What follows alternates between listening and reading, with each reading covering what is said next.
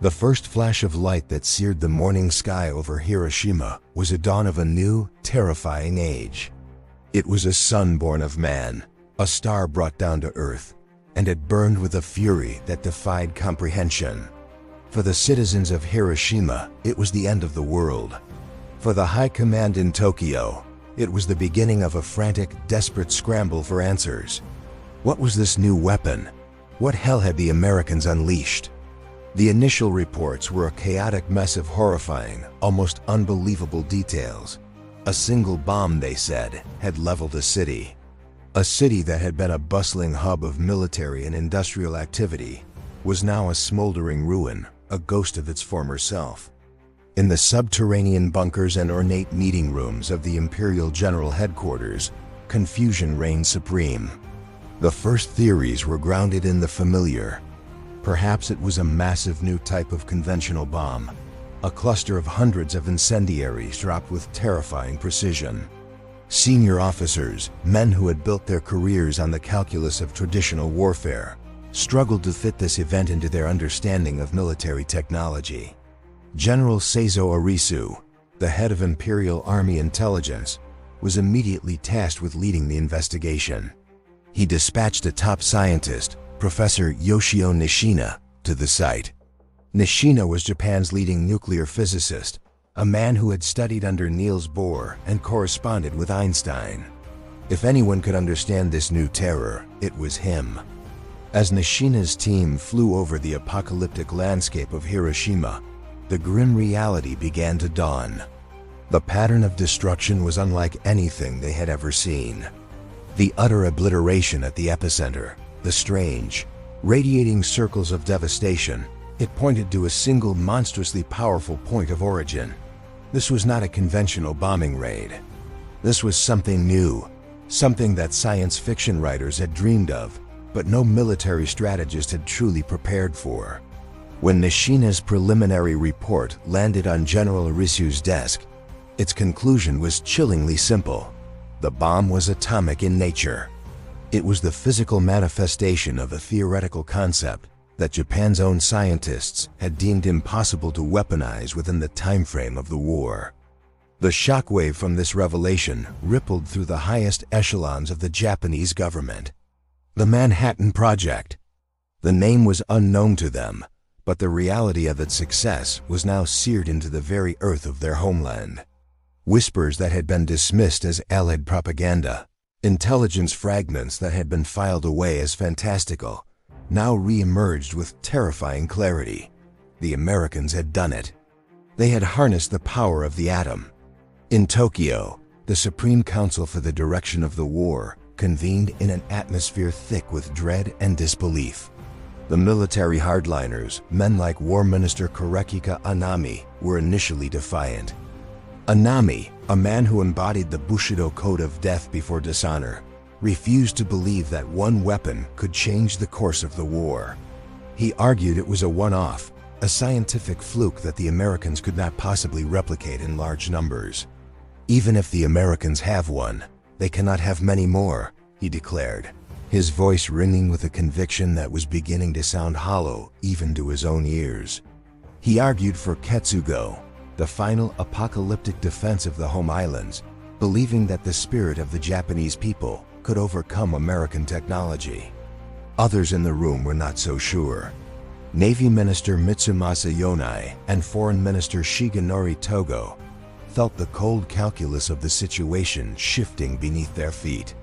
They had already been pushing for a diplomatic solution, seeking a way to end the war through Soviet mediation.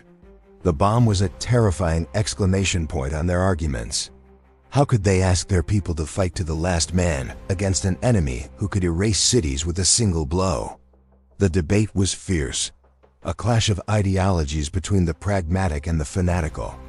The military faction insisted that except in unconditional surrender, as demanded by the Potsdam Declaration, was an unthinkable betrayal of their ancestors and their emperor.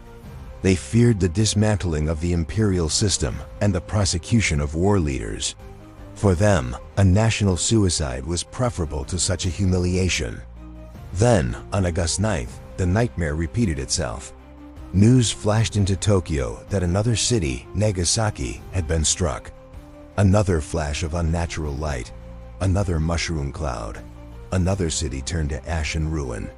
On the very same day, the Soviet Union, the nation Japan had hoped would mediate a peace, declared war and launched a massive invasion of Manchuria. The strategic situation had not just deteriorated, it had utterly collapsed. The pincer movement was complete. To the east, an enemy with atomic fire. To the west, the Red Army, a human wave crashing over their last continental holdings. The foundation of the hardliners' argument that the Americans only had one bomb and that the Soviet Union could be used as a diplomatic lever was obliterated in a single catastrophic day. The Supreme Council was paralyzed. The 6 members were split, 3 for peace on the single condition that the emperor's position be preserved, and 3 led by War Minister Anami insisting on further conditions, including self-disarmament and handling of their own war criminals. They were locked in a stalemate while their nation burned. The impasse was so absolute that Prime Minister Kentaro Suzuki took an unprecedented step. He decided to seek the sacred decision of the emperor himself. In the sweltering heat of the underground bunker at the imperial palace, Emperor Hirohito, a figure considered a living god and traditionally above politics, was asked to speak. The air was thick with the smell of damp earth and unspoken fear. Prime Minister Suzuki laid out the grim reality: the new bombs, the Soviet invasion, the impossibility of continuing the fight. He then turned to the emperor and asked for his judgment.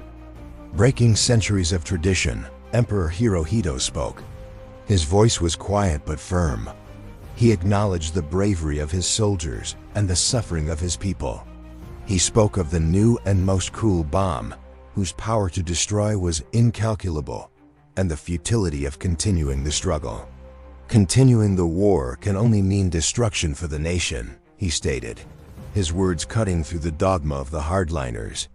He concluded that the terms of the Potsdam Declaration must be accepted. He could not bear to see his innocent people suffer any longer. It was a moment of profound, earth-shattering importance.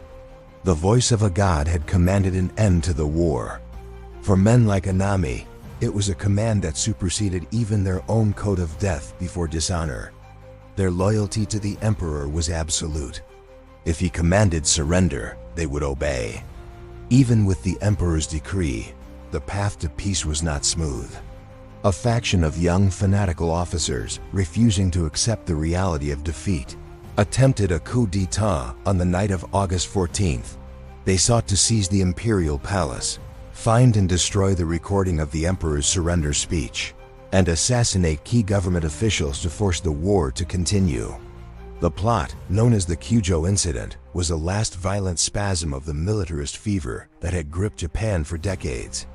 They stormed the palace, searching frantically for the recording, but were unable to find it. The coup ultimately failed, put down by troops loyal to the established command. War Minister Anami, caught between his loyalty to the emperor and his sympathy for the young officers who shared his now shattered worldview, committed seppuku, ritual suicide, the following morning. His death symbolized the end of an era, the death of the samurai spirit in the face of atomic reality. On August 15, 1945, the people of Japan heard their emperor's voice for the first time. Broadcast across the nation, the scratchy recording carried his momentous decision. He spoke of a war, not necessarily to Japan's advantage, and the need to endure the unendurable and suffer what is insufferable. For most, the message was clear. The war was over. The Japanese High Command's journey from disbelief to horror, from defiant denial to forced acceptance, was complete. They had wagered everything on spirit and tradition, only to be confronted by a force of nature unleashed by their enemy. The Manhattan Project was more than a scientific achievement. It was a geopolitical earthquake that shattered Japan's military philosophy and forced its leaders to confront a truth they had desperately tried to avoid. The war was lost, and a new world, one ruled by the terrifying power of the atom, had begun. The ashes of Hiroshima and Nagasaki were the foundation stones of this new, uncertain age.